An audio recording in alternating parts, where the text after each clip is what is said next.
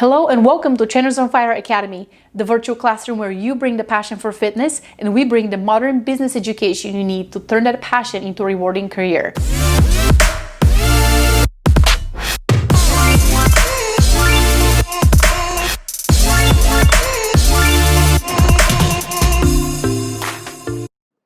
As we already established in part 1 and part 2 of the consultation series, the best consultations start with a killer first impression and small talk that's aimed at building rapport or closeness.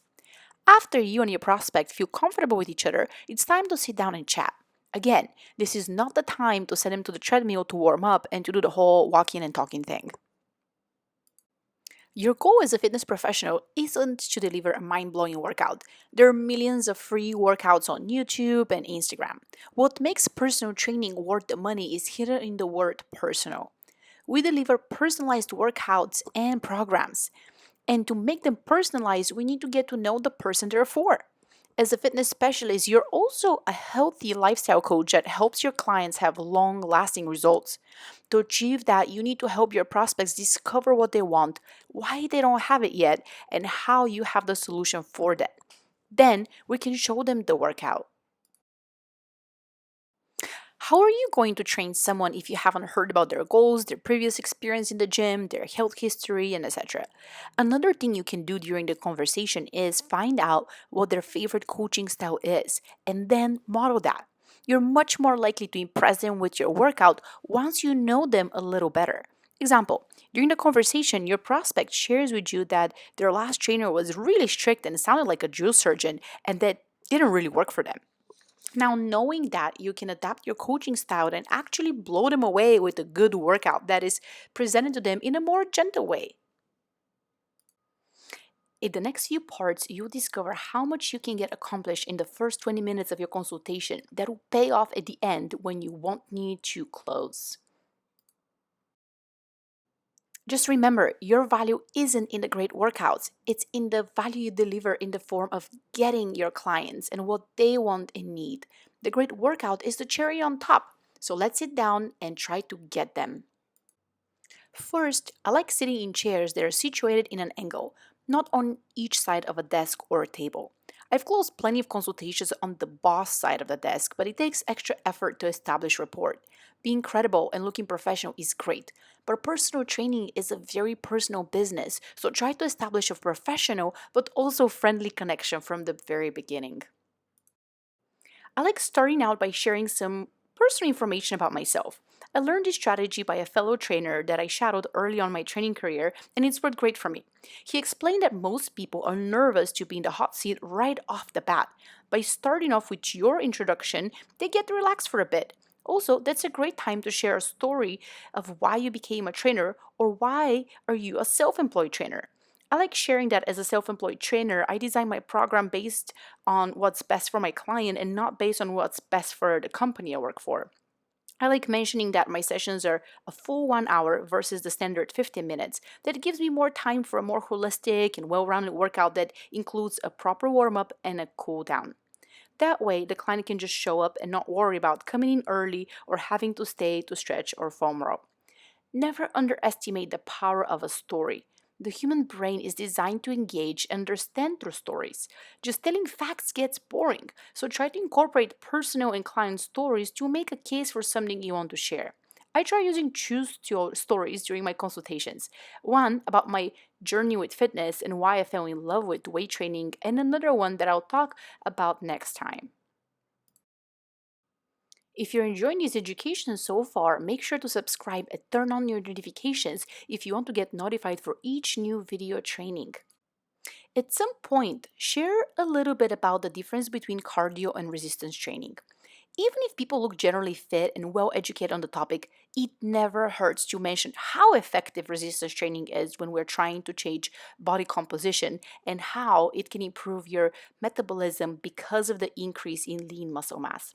If I feel they are learning something new, I share just a bit more. For example, I tell them that the scale doesn't always share the progress when we do weight training.